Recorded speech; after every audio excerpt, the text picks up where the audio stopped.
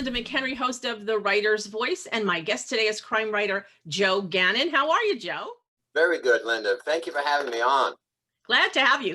Now, we're going to talk about two different things today. We're going to talk about research, and you figure it's either gold or poison, and you're going to explain to us about that. And then you're going to talk about creating series characters that last. So why don't you just give my listeners a little history about you?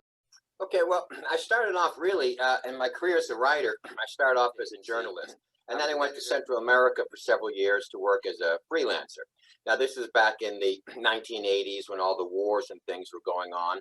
And frankly, Linda, I would find all of this material that I couldn't put into story. So I started putting it into my letters home to people. Yep. And then I began to kind of invent a little scenario around this thing that I had seen. And the more letters I sent home, people started writing back and going, dang, the things that happened to you.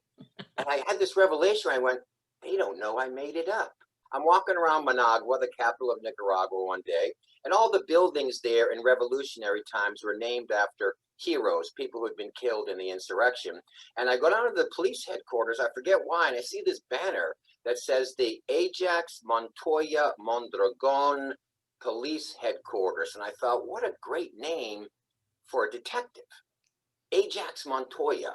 And that was my first book came from. Isn't it funny how stuff like that happens? You get inspiration in the strangest of places. Yes. So then you basically, it sounds to me then like you're a writer who writes what you know. Most of your research is pretty much done hands-on. Is that the current novel I'm on is historical crime fiction, 1800 New York City. So I feel like I'm writing what I know about. All right, so some of it's personal knowledge and some of it is actual research doing your reading.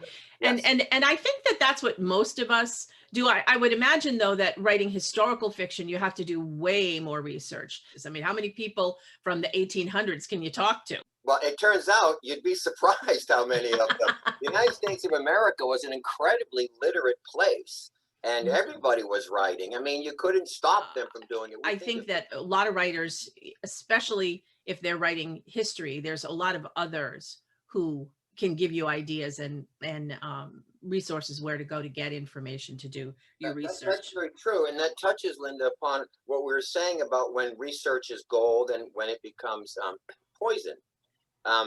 In my first crime fiction book, Night of the Jaguar, set in Nicaragua, I did a lot of research, like I was saying, about the Nicaraguan language, and I wrote all of these long expository passages trying to put that stuff in there. And when I was in an MFA program, my professors were ripping them out by pages. I was writing crime fiction, not highbrow literary fiction. So that was when I first learned about the gold and the poison. I think everybody has to come up with that balance, because you don't want too much information, but you don't want not enough, because let's face it, no matter what you're writing about, there's an expert out there. Or somebody mentioned this. My kid was all into Hamilton years ago when it first came out, and he gives me one of his earbuds, says, listen to this. And I'm listening, and I'm going, hey, this is pretty good music. And I hear this name, Hercules Mulligan. He's a minor character in the play. And I'm like, ridiculous. Hercules Mulligan. Where do you even get this guy's kind of a silly name? And I look him up, and by God, he's got his own page on the CIA website.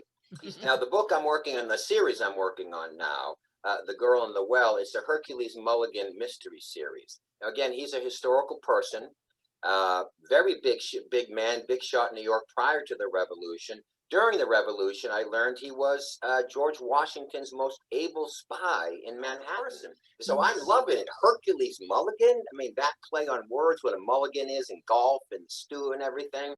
Thanks, Joe, for sharing your insights with us. Thank you very much for having me, Linda. This is a lot of fun. It also got me back thinking about my own novel, and I'll be happy to share it with you when it's out. Okay, thanks so much. Take care. All righty, bye-bye. Bye-bye.